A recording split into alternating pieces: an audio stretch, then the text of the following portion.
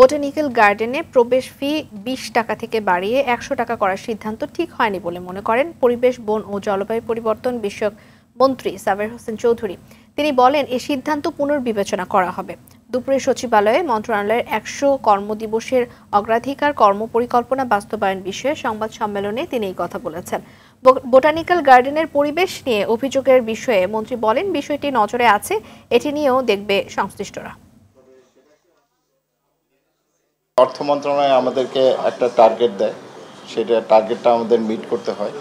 তবে আমি মনে করি যে এটা আমাদের আবার একটু নতুনভাবে বিবেচনা করা উচিত, কারণ এক লাফে আপনি ২০ থেকে ১০০ চলে যাওয়াটা, এটা আমার কাছেও মনে হয় কিছুটা অযৌক্তিক। এত হওয়া উচিত না। যেটাই হোক, একটা ফি থাকতে পারে, তবে এত বাড়াটা হয়তো ঠিক হয়নি। তো এটা যেহেতু সিদ্ধান্তের প্রক্রিয়াটা অনেক আগে ছিল, বিষয়টা আমার নজরে এসছে এবং আমরা দেখব।